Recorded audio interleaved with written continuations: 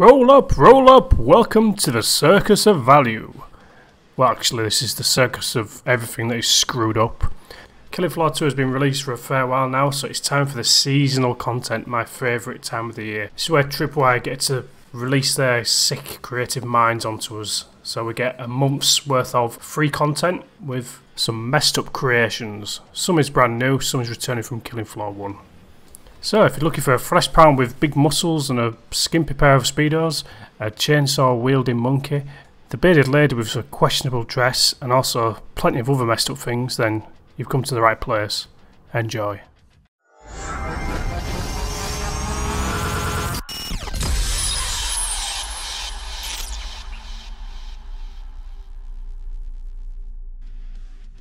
Hello RageQuitters, this is Greg's, and yep, it's the Summer Sideshow event. As you can see, things are looking slightly different. So we've got a nice little tally meter here, which gives you an indication of what you've actually unlocked to get the bonuses. This time it's a hazmat suit, which looks really messed up, really disgusting actually. Looks like it's been made from something that I don't even want to think about. Anyway, you've also got the addition of weekly events, which is interesting. It's like little modifiers for the game. So in this case, the weekly event is Boom. It's basically Zeds explode when you shoot them, which is pretty challenging because you also take damage, so you've got to be careful. So once you fulfill this objective, you get the Boom cosmetic, which gives you a little explosion through the ears, which sadly it doesn't animate, but it does look pretty cool. It's a nice little reward, a nice little incentive to carry on playing. Tripwire have also tweaked the amount of cosmetics you can equip in one sitting, so you can actually overlap certain cosmetics which normally wouldn't be able to do, which is a nice little addition.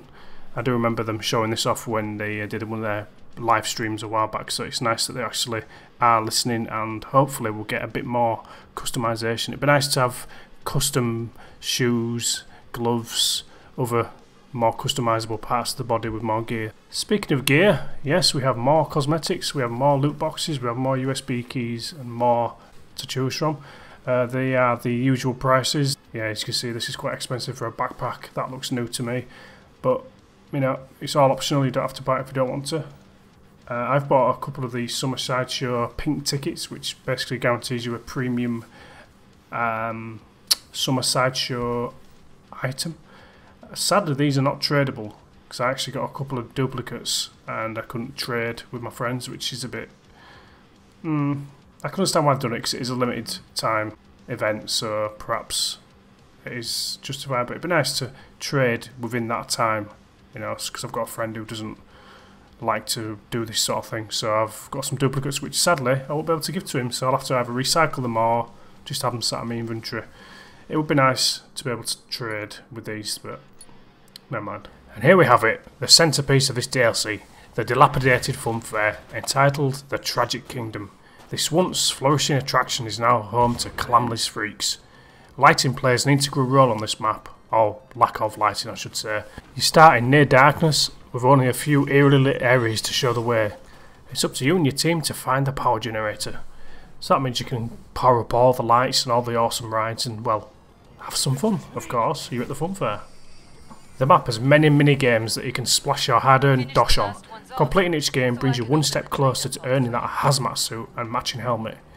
While being fun, the games are not that hard and can be completed very easily if you're playing with others. Here's what's on offer. First up, here we have Pop the Clot. It's fairly self-explanatory. Pop all the clot heads. It costs 50 dosh, which is really expensive. I mean, I know we are leaving the euro, but it's a bit crazy. So yeah, just basically pop all the clot heads, achieve the objective and move on to the next one. Very good fun actually. As you can see, we actually do eventually do it. I miss a few shots, but it's quite forgiving. So yeah, there we did it. So what have we got next? I think we've got Dunk the Bloat. Sounds interesting, doesn't it? It is actually. There's no prizes for guessing what we need to do here. Yep.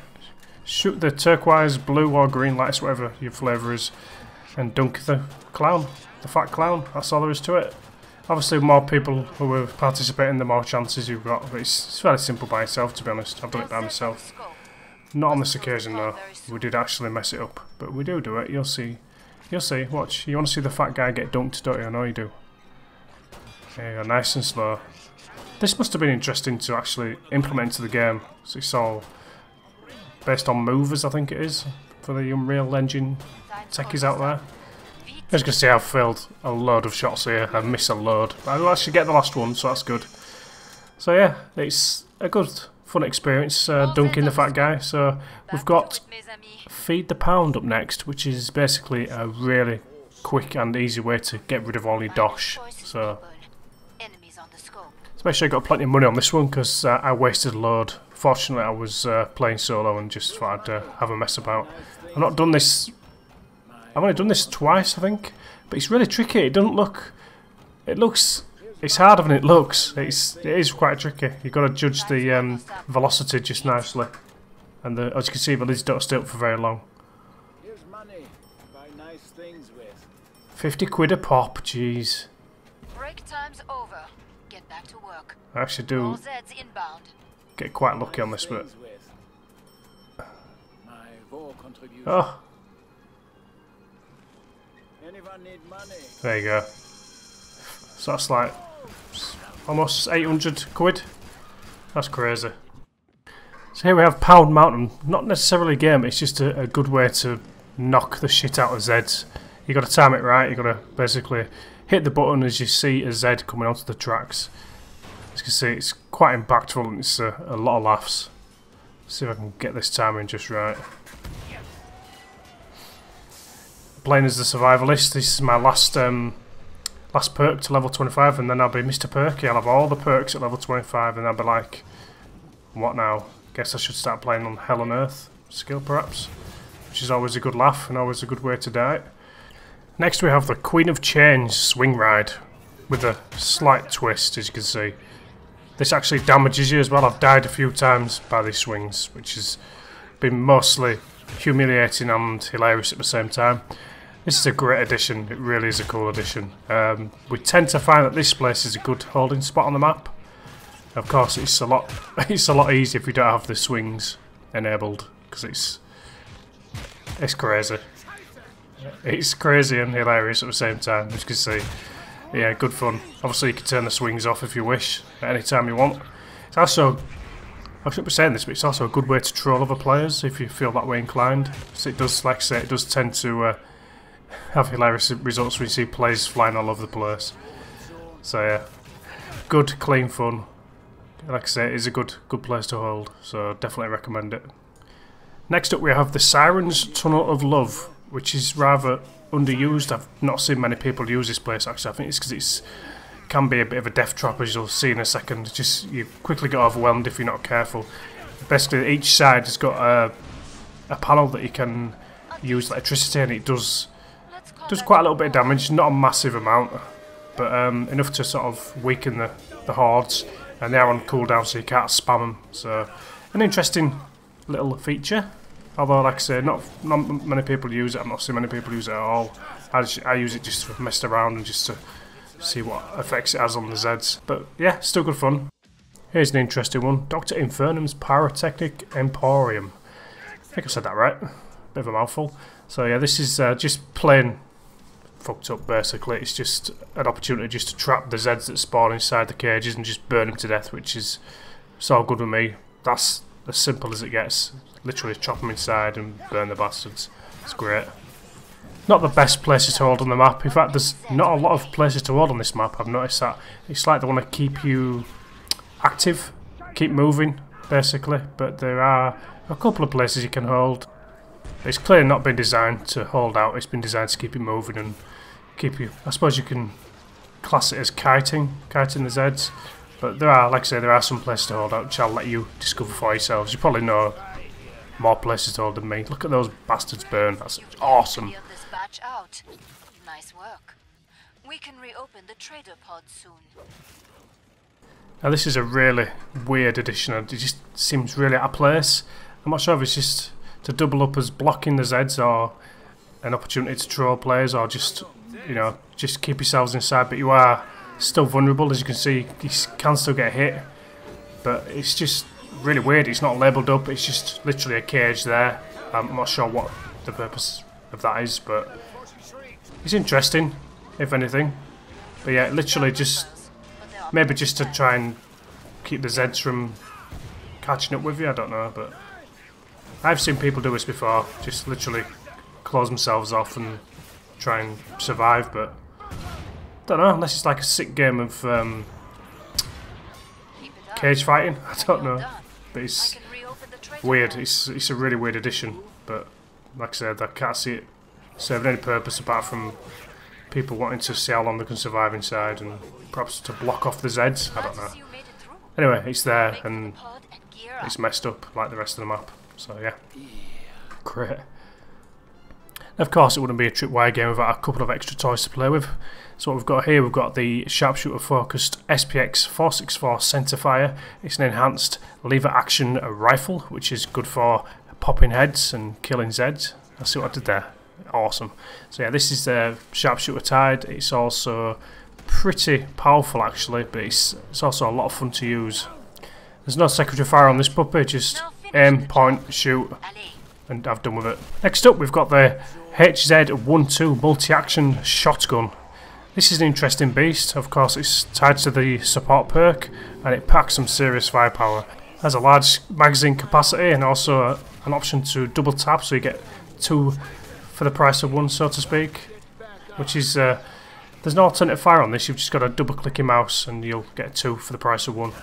I didn't like this gun to start with because it's just I felt it was too different, but I'm warming to it. It's I like the double tap effect. It's very different to the rest of the guns that the supporters got access to. But yeah, thumbs up from me. It's meaty, it's slow paced, you've got to be quite methodical with it. Yeah, good stuff. Just watch me kill a flesh pounder. I know I'm on normal, I'm level 24, but it's still fun to take them down. And of course, it wouldn't be an update without the bosses getting on their glad rags. So as you can see, we've got Cannonball Man, or whatever his name is, for Dr. Hans Walter, and also Kev, the Patriarch, is dressed up as the Ringmaster, which is pretty cool. Sadly, we don't have any additional voice lines, but you know, you can't have it all. It's still a sizable update, regardless. So, in closing, what have we got here? We've got a massive new themed map, along with Pukey the Clown collectibles. There's 10 of those to collect for the achievement. Themed Zeds. We've got map achievements, 2 new weapons, new cosmetics if you're that way inclined. We've got mini objectives on the map. We've got a free unlockable outfit and also a head cosmetic for the weekly challenge. Speaking of weekly challenge, you also get a new challenge every week, so the actual event is on for a month, so that's 4 weeks, so potentially that's 4 weekly challenges, so I'm looking forward to that. Keeps you playing, keeps you coming back, so it's all good.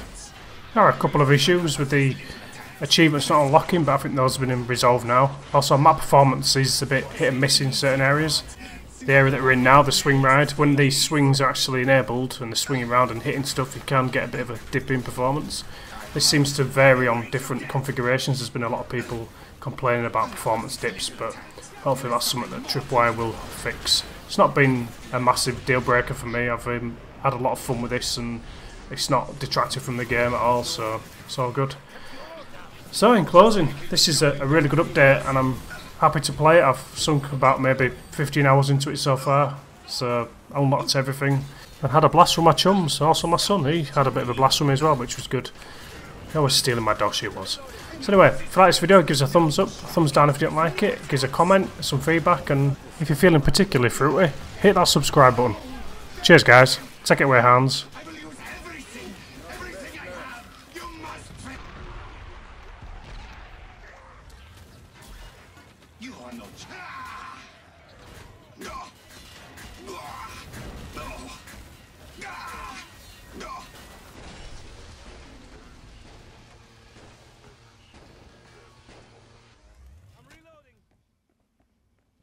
This is very pointless.